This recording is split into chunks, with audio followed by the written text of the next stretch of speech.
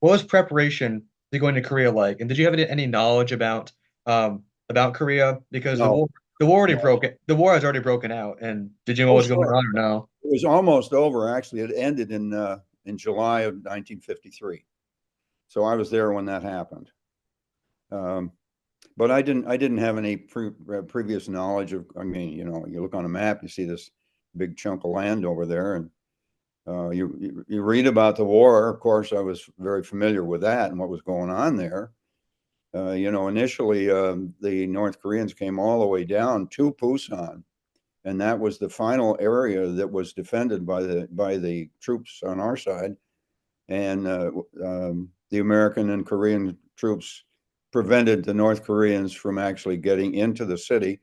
It was a city of about 500,000, which at that time had grown to 1.5 million people because of all the refugees that came south to get away from the war. But the war followed them all the way to the outskirts of Pusan. And then they began to get pushed back, and they got pushed back all the way to the Yalu River on the north end of Korea by by the end of the war. And of course, the Chinese had come in too at that point, and that was a lot worse. I was not involved with any of that. I didn't see any of that. I did see North Korean prisoners because there was a prisoner of war camp in Pusan, and there was also a Chinese prisoner of war island on the island of Kojido, which was just south of Pusan, where they put the Chinese prisoners. And I saw some of them because there was a prisoner exchange, and I went down to watch it at the railroad station in Pusan. And actually, I swapped something for a pack of Chinese communist cigarettes in a bright red package. I remember that. I don't know whatever happened to them, but I did have an interaction with some one of them there. I don't know why. They were a pretty tough looking bunch, let me tell you. They really were. But at the end of the war, and I'm jumping way ahead now, but at the end of the war in July of 53, Sigmund Rhee, who was the president of South Korea, decided one night he was going to let all the North Korean prisoners out of the prison camp that was there. He just opened the gates and let them go. Well, of course, they all mingled with the population of Pusan, who were all Koreans. Nobody could tell who they were, so they all just disappeared overnight. It certainly wasn't something that the United States was particularly happy about, but he did it without telling anybody. So, Can you explain the importance of Pusan and why it was so significant in the Korean War? And well, Pusan was a major port. And it was a good big city, but it had a major port, and that was basically where the 55th Quartermaster Base Depot supply unit was there to supply the entire Korean operation. So it was very important. We were actually in the combat zone. We were designated as a combat zone. I got combat pay, but I was never in combat. Not that I mean it was $100 a month. It was a big deal. But in those days, a second lieutenant was making about $2,010 a year. well, tell us more about your job there. Well, buildings and grounds was what it was. So I wanted to tell you too that I not only had these 120 Korean labor force of all sorts of descriptions of skills, but they were pretty much run by a South Korean architect named Mr. Kim. Mr. Kim was a very good friend of mine, and I worked closely with him. I was in charge, but he really ran the show as far as all those Koreans were concerned. And interestingly enough, before the war happened, before the Second World War happened, he was a student in Hiroshima studying architecture when we dropped the bomb.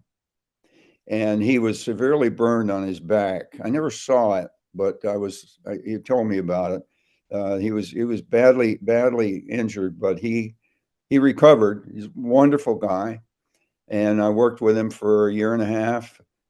And he actually invited me to his wedding.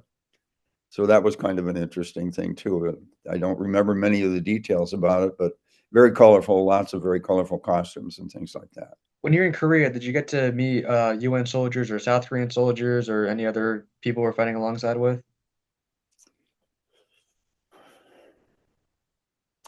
I did go to a cemetery once where there was a GI organization that they call a Graves and Registration Unit, which took care of the casualties and buried them there temporarily.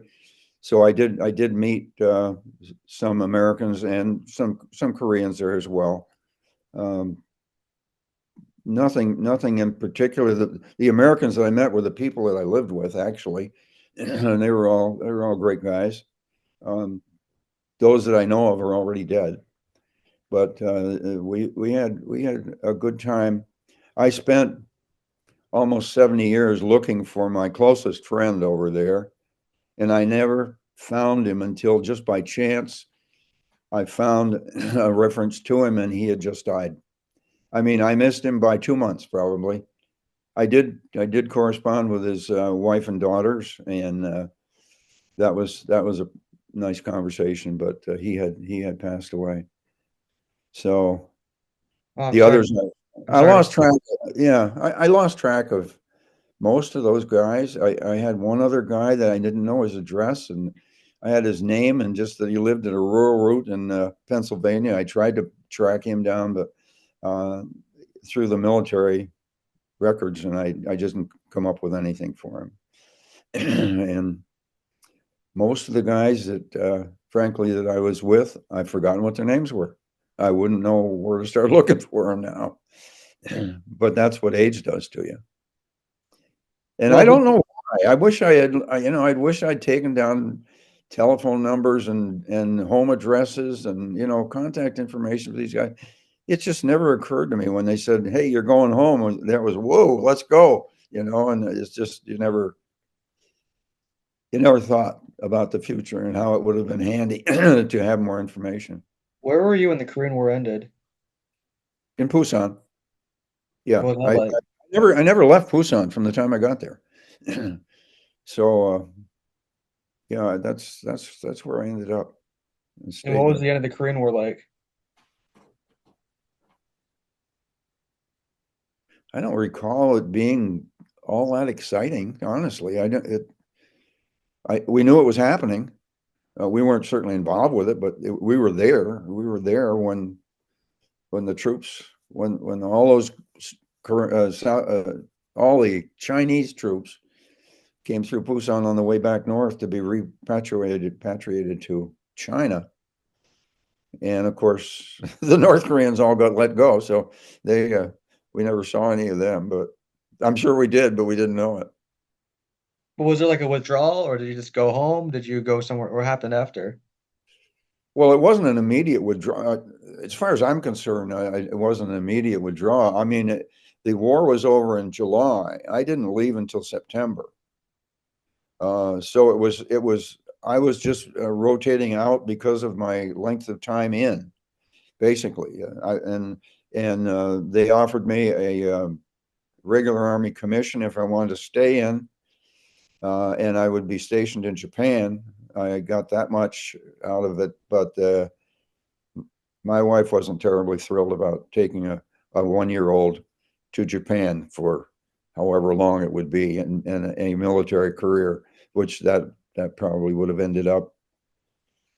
But instead I opted to come back home and get out, and then stay in the reserves. I went to regular, I guess there were weekly meetings here in Plattsburgh of the reserve unit for the next few years, and went to Fort Devens every summer to um, for a 2 week. I don't know. What else do you And remember about the? Oh, sorry. Continue. go ahead. No, I was gonna. Is there anything else about the Korean War that I had mentioned that you want to share? Well, coming home, I uh, I flew from Korea to Japan to Tachikawa Air Force Base, and the thought was that I would then get on a plane in Tachikawa and fly back to the United States. It just so happened that the big C-120s, I think they were, that would transport troops across the ocean. Two of them crashed just before I was scheduled. So they grounded the whole crew, the whole fleet. So I sat there for 2 weeks waiting for some kind of transportation home. And it turned out that there was an aircraft carrier, small, not one of the big ones, but this was, what do they call it? Well, anyway, it was a little one. It was a converted ship that they had built a runway on. And its purpose at that time was going back and forth across the Pacific Ocean with different planes on deck with various kinds of weatherproofing materials on them to see which was effective. That's all it did, just went back and forth. So it took about 100 people like us, troops, on the way back to San Francisco. So I got to ride on a baby flat top with 99 other guys, and eating Navy food, which was a whole lot better than the food that we had been experiencing. I just remember, oh, and on the way back, the captain made it too fast. So he got to San Francisco too early. Did he go in? No. He waited until the time was up so he would enter San Francisco at the correct time.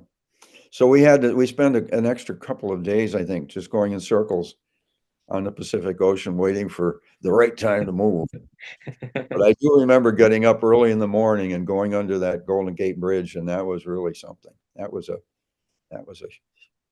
pretty spectacular thing. Sunrise coming up in your face, and this bridge. I mean, we got up at 5 or 6 o'clock early so we could see it.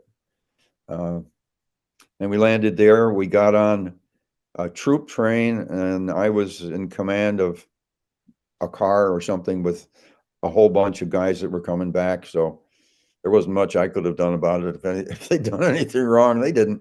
They were all very happy to come home, and we ended up in Chicago.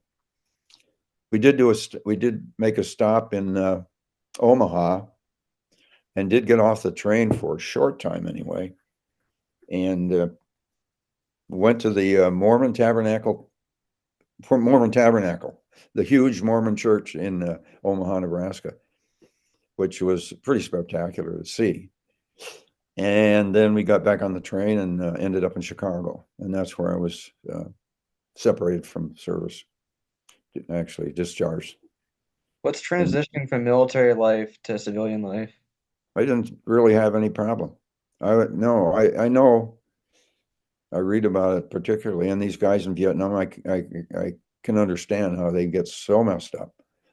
But anybody nowadays, it wasn't like that for me. I didn't have any. I was just awful glad to get back and see the family and my wife and my little boy, who I hadn't seen since he was about 3 months old, because he was born in May and I left in August. So I hadn't seen him. Had a lot of pictures of him, but never saw him.